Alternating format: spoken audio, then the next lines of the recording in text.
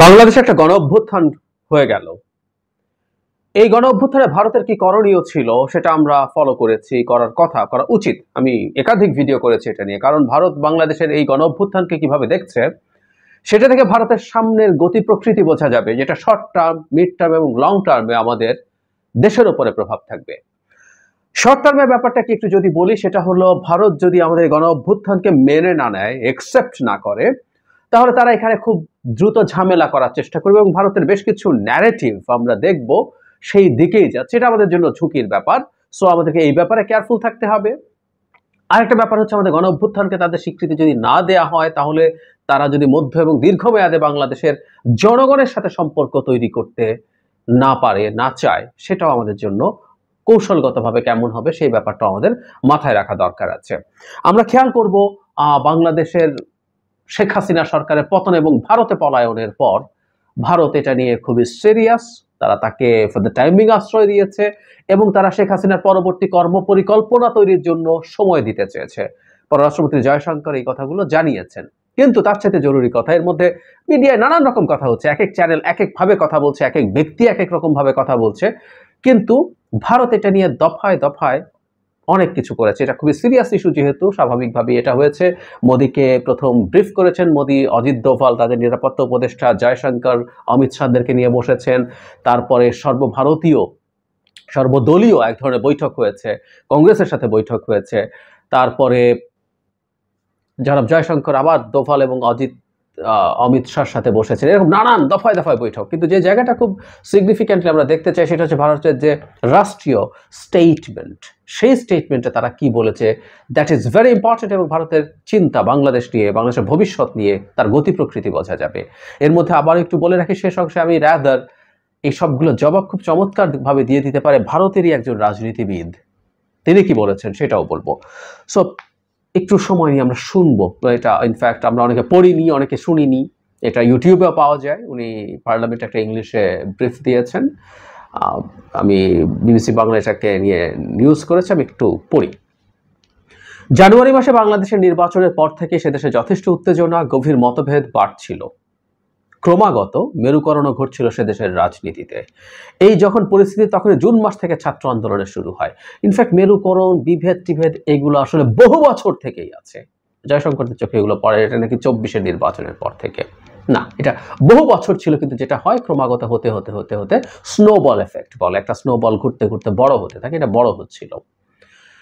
উনি বলছেন, যান ও রেল চলাচল, সরকারি ভবন ও অবকাঠামোর উপরে আক্রমণ সহ বিভিন্ন সহিংসতা শুরু হয়। খেয়াল করবেন, অবকাঠামোর উপরে আক্রমণ, সরকারি ভবন, যান ও রেল চলাচল, শেখ হাসিনার বয়ান, তাই না? শেখ হাসিনা যা যা বলতো জয়শঙ্কর ঠিক তা বলছে। সেই সব হিংসাত্মক ঘটনা জুলাই মাস ধরেও চলতে থাকে। এই পুরো সময় জুড়ে আমরা বারবার বোঝানোর চেষ্টা করেছিলাম, সংযম রাখার জন্য, আলোচনার মাধ্যমে পরিস্থিতি শান্ত করার জন্য। আমাদের সঙ্গে যোগাযোগ ছিল এরকম সব রাজনৈতিক শক্তির কাছে, আর্জিগুলো রেখেছিলাম। ভেতরে ভেতরে হতে পারে, কিন্তু প্রকাশ্যে বলেছে এটা বাংলাদেশের অভ্যন্তরীণ বিষয়, সুতরাং তারা কোনো মন্তব্য করবে না। এই সেদিনও করেছে, আমাদের মনে আছে, পতনের আগেও। সুপ্রিম কোর্টের 21শে জুলাই রায়ের পরও গণবিক্ষোভ থামেনি।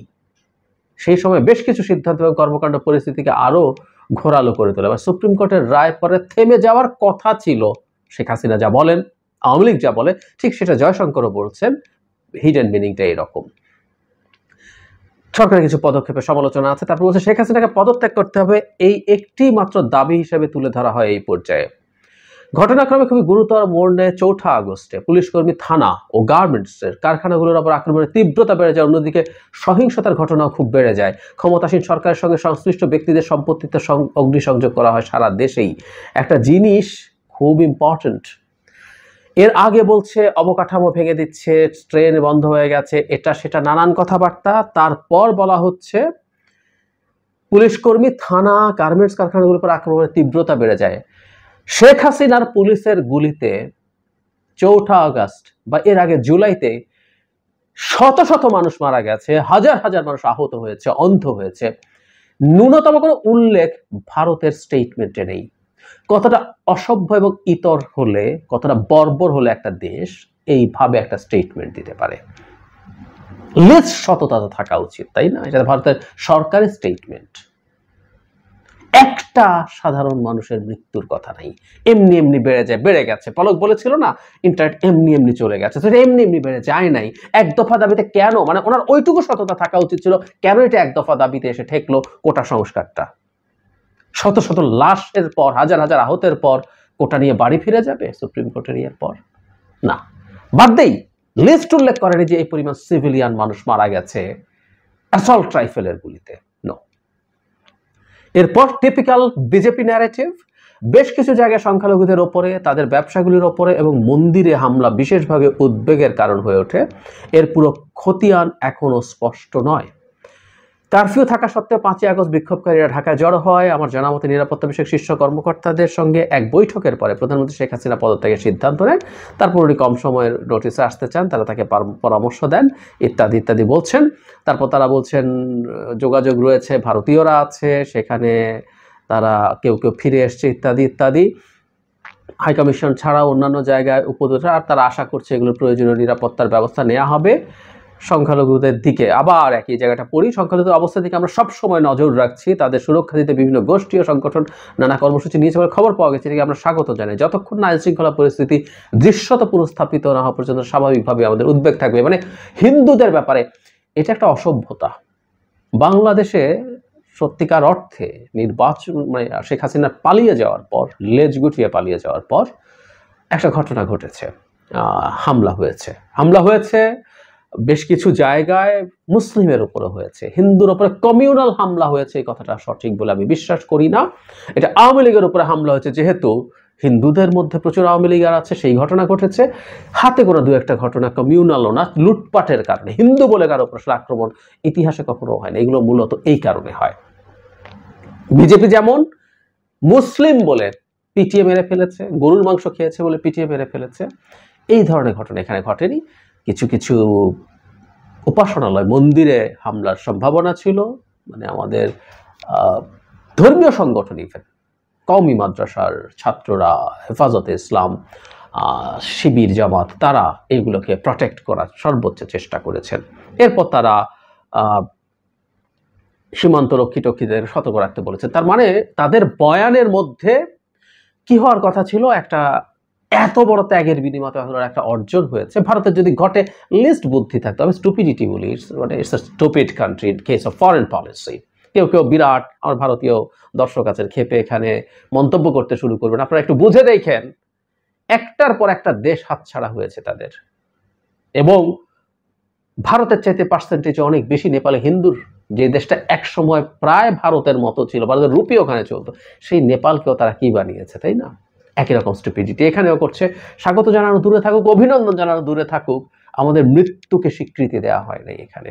এবং এখনো শেখ হাসিনাকে রেখে তারা কি কোনো রকম কোনো নেগেটিভ কিছু, কোনো রকম যে কোনোভাবে তারা চেষ্টা করছে যে কি আবার কিছু করা যায় কিনা, কারণ তাদের ন্যারেটিভ এরকম। এই যে যখন জয়শঙ্কর হিন্দুদের কথা বলছেন, কোন একটা চক্রান্ত, কেন আমরা বলছি জয়শঙ্কর যা যা বলছেন, ভারতের বহু মিডিয়া কিন্তু সেই কথা বলছেন। ডক্টর ইউনুসকে রিপিটেডলি চ্যানেলগুলো এই জঙ্গি হামলা হয়েছে কিনা ডক্টর ইউনুস বেশ কয়েকটা ইন্ডিয়ান চ্যানেলে সাক্ষাৎকার দিয়েছেন। একই রকম প্রশ্ন ডক্টর ইউনুসকে করা হচ্ছে, আপনারা কি এস্টাবলিশ করতে চাইছেন, করে কি করতে চাইছেন, কি অর্জন করতে চাইছেন? আমাদের জায়গা থেকে সতর্কতাগুলো থাকবে। বাংলাদেশের জনগণের সাথে যথেষ্টের বেশি ফাজলামো ভারত করে ফেলেছে, এটা আর বাড়তে দেওয়া যাবে না। বাংলাদেশ একটা সার্বভৌম রাষ্ট্র হিসেবে ভারতকে মেনে নিতে হবে। বাংলাদেশের গণতান্ত্রিক বিকাশের পথে বাধা ভারত কোনোভাবেই হতে পারে না। শুধু সেটা না, বাংলাদেশের পরিস্থিতি খারাপ বোঝানোর জন্যই বোধ করি তারা তাদের হাই কমিশন থেকে অনেক কর্মকর্তা কর্মচারীকে ফেরত নিয়ে গেছে, এটা দেখানোর জন্য যে situation is very unstable here. No, আমরা দেশে থাকছি, প্রথম একদিন যা হয়েছে, এরপর সিচুয়েশন অনেক ভালো হয়ে গেছে। গণভবন ভেঙে চুরে নিয়ে গেছে, হ্যাঁ নিয়ে যাবে তো, নিয়ে গেছে, এবং এটা নিয়ে কেউ আমরা বলতে পারি এটা ভালো হয় নাই, ঠিক আছে, দেখতে ভালো দেখাচ্ছে না। শ্রীলঙ্কায় হয়েছিল, তখন জঙ্গি হামলা বলেছিল ভারত। রাজাপাকসের প্রাসাদ যখন এরকম হয়েছে, বলে নাই তো, এখন বলছে, কারণ এখানে তাদের মোটিভেশন আছে, তাদের কোনো প্ল্যান আছে। যে কথা বলছিলাম, ভারতের একজন রাজনীতিবিদের কথা একটু বলবো, সেটা চমৎকার। শশী থারুর, এই ভদ্রলোককে আমরা অনেকেই পছন্দ করি, বড় চাকরি করেছেন বিশ্ব ব্যাংকে, পরে সোনিয়া গান্ধীর আমন্ত্রণে রাজনীতিতে আসেন, কংগ্রেসে আসেন এবং একজন ইনফ্লুয়েন্সিয়াল সদস্য। তিনি কি বলেছেন এটা মানে আমি এটাও একটু পড়তে চাই, দ্যাট ইজ ভেরি ইম্পর্টেন্ট এবং আমার কাছে একটা আশার জায়গা আছে। ভারতে অন্তত কংগ্রেসে আমরা দেখছি সেন্সিবল লোকজন আছে এবং তারা ভবিষ্যৎ বাংলাদেশ পলিসির সাথে এবং শশী থারুরের সাথে বাংলাদেশের পক্ষ থেকে আমরা যোগাযোগেরও চেষ্টা করা উচিত হবে, সো দ্যাট বাংলাদেশকে নিয়ে মানে ভারত বাংলাদেশে যা করছে সেটা নিয়ে ভারতে যা হচ্ছে, শশী থারুর যে বয়ান মানে খুব ইন্টারেস্টিং, আমি পড়লে আপনারা অবাক হবেন যে ভারতের একজন রাজনীতিবিদ বাংলাদেশকে নিয়ে ভাবছে, এভাবেই ভাবা উচিত। সংসদের বাইরে তাকে কিছু গণমাধ্যমে তাকে কতগুলো প্রশ্ন করে সংক্ষিপ্তভাবে একটা ইন্টারভিউ নেওয়া হয়েছিল। উনি বলছেন ভারত গণতান্ত্রিক দেশ, বাংলাদেশের জনগণের এই অধিকার থাকা উচিত যে তাদের ভবিষ্যৎ তারাই নির্ধারণ করবেন, এজন্য আমাদের উচিত তাদের পাশে থাকা। হ্যাঁ, থারুর বলছেন জনগণের পাশে থাকা। জয়শঙ্কর, বিজেপি মানে বাংলাদেশকে নিয়ে সাম্প্রদায়িকতার আলাপ আনে, মানে বিজেপির মতো দল এই আলাপ আনে, মানে এর কোনো ফানি কিছু তো হতে পারে না। যাই হোক, এই পালাবদল তিনি কিভাবে দেখছেন এটা জানতে চাওয়া হলে উনি কেরালা সংসদ সদস্য, তখন উনি বলছেন অবস্থা কি তা সবারই জানা, কয়েকদিন ধরে পরিস্থিতি টালমাটাল। এটা ঠিক, যেখানে এমন ধরনের জনপ্রিয় বিপ্লব হয় একটু খেয়াল করি, সেখানে 2-3 দিনের মধ্যে সব স্বাভাবিক সবকিছুর সমাধান হয়ে যায় না। তবু আমরা চাই শান্তি ও সমাধান দ্রুত হোক, তারপর আমরা বাংলাদেশের ভবিষ্যৎ আমাদের বন্ধন নিয়ে চর্চা করব। এই যে যা যা ঘটনা ঘটেছে এই ঘটনাগুলো একেবারেই হওয়া উচিত না, কিন্তু আমরা যদি ইতিহাস বোধ থাকে তাহলে পৃথিবীর এই ধরনের বিপ্লবগুলোর পর অস্থিরতা হয় এবং উনি বলছেন 2-3 দিনে স্টেবল হয় না। চমৎকার। এটাকে জঙ্গিরা দখল করে নিয়েছে, জামায়াতিরা দখল করে নিয়েছে, রাজাকাররা দখল করে নিয়েছে, একটার পর একটা চ্যানেল কি বিভৎস ভাষায়, কি বিভৎস ভঙ্গিতে, কি বিভৎস ইন্টোনেশনে তারা এসব বলছে, অবাক হয়ে গেছি।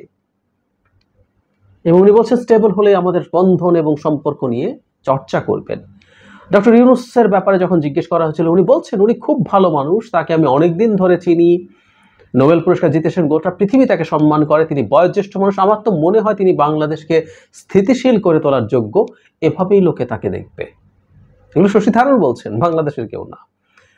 হিন্দু এবং মন্দির এবং সাংস্কৃতিক প্রতিষ্ঠানে হামলার ঘটনা নিয়ে প্রশ্ন করা হলে খেয়াল করি থারুরকেও এই প্রশ্ন করা হয়েছে, একই ন্যারেটিভ তারা চেষ্টা করছে খুঁচিয়ে বের করার জন্য। উনি বলছেন এই ধরনের 2-1টা ঘটনা যে ঘটছে না তা নয়, ফাইন, ঘটছে আসলেই, কিন্তু সে সঙ্গে এটাও দেখতে হবে দাঙ্গার মধ্যেই বাংলাদেশের মুসলমানেরা হিন্দুদের বাড়ি ও মন্দির রক্ষা করেছেন, এমন খবর আমরা পড়েছি। খারাপের পাশে ভালো মানুষও থাকেন, তাদের মনুষ্যত্বের পরিচয় দিয়ে মানুষকে রক্ষা করেন। এই ঘটনার নেপথ্যে জামাত আইএসআই এর হাত থাকার বিষয় হচ্ছে ইসলামী মৌলবাদ ভারতের জন্য চ্যালেঞ্জ, তবে প্রতিদিনই নিয়ে প্রশ্ন ও উত্তর ভারতের পক্ষে হিতকর নয়। সকাল বিকাল মৌলবাদ করছেন, সেটা ঠিক না। উনি বলছেন কয়েকটা দিন ধৈর্য ধরা দরকার, তারপর ঠিক করা যাবে ভারতের মনোভাব কেমন হওয়া উচিত। তারপরে বলা হচ্ছে বিভিন্ন দেশে একটু অস্থিরতা আছে মৌলবাদ চিন্তার বিষয়, তবে শেষে উনি বলছেন এখনই তা নিয়ে মন্তব্য করা ঠিক নয়, বা ভারতের উচিত বাংলাদেশের জনগণের সঙ্গে থাকা। বহুদিন থেকে আমরা এই কথাটা বলছিলাম। শশী থারুরের দলও, শশী থারুরকে আমরা কোনো একদিন স্মরণ করিয়ে দেব, তার সাথে সরাসরি আমাদের এই যোগাযোগের চেষ্টা করা উচিত হবে। আপনার দলও 14 সালে শেখ হাসিনাকে এই দানবে পরিণত করার প্রথম ফাউন্ডিং স্টোনটা স্থাপন করেছিল আপনার দল, কংগ্রেস তখন পাওয়ারে ছিল। 14 সালে শেখ হাসিনা 14 সালে 5 জানুয়ারি সেই ভোটারবিহীন নির্বাচন করার পরের নির্বাচন 4-5 মাস পর যখন হলো, সেখানে আপনারা পরাজিত হয়েছিলেন, বিজেপি প্রথমবারের মতো ক্ষমতায় আসলো এই দফায়, তখন আপনার দল এটা করেছিল। শুধু সেটা না, শেখ হাসিনা এবার ভারতে যাওয়ার পর জনাব থারুর আপনার দলের গুরুত্বপূর্ণ 3 জন গান্ধী পরিবারে, সোনিয়া গান্ধী রীতিমতো তার পুত্র কন্যাকে নিয়ে গিয়ে জড়াজড়ি করে এসেছিলেন একটা বিভৎস, নোংরা, বর্বর, অসভ্য ডিক্টেটরের সাথে। এগুলো দেখে আমাদের ভাল লাগেনি, একদম ভাল লাগেনি, একদম না। সুতরাং কংগ্রেসের ভেতরেও যে এই রকম বিজেপির যা যা বলছে, যা ভাবছে সেরকম নয়, রীতিমতো তার দলের প্রধানরাই সেই মানসিকতা লালন করে কিনা সেটা দেখার ব্যাপার আছে। আমি ব্যক্তিগতভাবে চাইব কংগ্রেস তার মতো করে তার জায়গা থেকে বাংলাদেশের পরিস্থিতি নিয়ে স্টেটমেন্ট দেবে। ভারত তার স্টেটমেন্ট দিয়েছে, কংগ্রেস তার স্টেটমেন্ট দেবে। বিশেষ করে থারুর যদি যেটা মনে করেন which is very balance and good one, আমি মনে করি আমরা ভারতের সাথে এনগেজমেন্ট চাই, ভারতের সাথে সম্পর্কর সুন্দর দিকে নিয়ে যেতে চাই। আমি বহুবার বলছি ভারতের সাথে শত্রুতা চাই না, ভারতেরও বাংলাদেশের সাথে শত্রুতা চাওয়া উচিত না। কিন্তু হোয়াট ভারত ডিড প্রিভিয়াসলি এবং এখনো বিজেপি সরকার যা যা করে যাচ্ছে, দ্য শিয়ার স্টুপিডিটি, সেটা ভারত এমনি শত্রুতে পরিণত হয়েছে, জনগণ আরো বেশি শত্রু বানাবে। এই কাজগুলো যেন না চলে, কারণ দীর্ঘমেয়াদে, মধ্য এবং দীর্ঘমেয়াদে আমরা অবশ্যই চাই, এবং অ্যাজ আর্লি অ্যাজ পসিবল তারা করবে অবশ্য আমি সন্দিহান, কারণ তাদের বোকামির কোনো রকম কোনো আহাম্মকির কোনো না কোনো রকম কোনো শেষ নেই। সাউথ এশিয়াতে শেষ দেশটাকেও হারিয়েছে। গত নির্বাচনের আগে ভারতের পত্রপত্রিকায় অপিনিয়ন না, এডিটোরিয়াল লেখা হয়েছে ভারত শুধুমাত্র শেখ হাসিনার পরে ব্যাংক করে তার ভবিষ্যতের ক্ষতি করছে। কিন্তু না, ভারত চলে সম্ভবত ভিনাসি কৃপিরাক রঞ্জন আর আরেকজন কে যেন বাংলাদেশে ছিল, শৃঙ্গলা, হর্ষবর্ধন শৃঙ্গলা, তাদের কথায়। আমি বহুবার বলেছি, আমি সিরিয়াসলি বিশ্বাস করি তিনটা আওয়ামী লীগের কাছ থেকে বেতন পায়। তাদের কথা শুনে যদি তাদের ফরেন পলিসি ঠিক করে, এই যে এই হলো লেজ গুটিয়ে পালাতে হয়েছে তাদের শেখ হাসিনাকে। এইরকম করে ভবিষ্যতেও যদি তারা মনে করে আর কোনো সরকারকে দিয়ে এটা করবে, বা বাংলাদেশের এই মুহূর্তে কোনো স্টেবিলিটির সমস্যা হচ্ছে, কোনো রকম ডিস্টেবিলাইজেশনের পরিস্থিতি দেখা যদি যায়, কোনোভাবে যায়, লোকজন ভারতকে সন্দেহ করছে, কারণ ভারতের ফুটপ্রিন্ট ইজ ভেরি হাই এখানে। সো এইগুলো থেকে ভারতের বিরত থাকা উচিত, ভারতের মাফ এবং দোয়া চাওয়া উচিত, এবং তারপর আমাদের সাথে থারুর যা বলেছে ওইভাবে আমাদের সাথে সম্পর্ক রিবিল্ড করার চেষ্টা করা উচিত। দেখা যাক কি করবে। আমি খুব আশাবাদী নই ভারতের ব্যাপারে যদিও।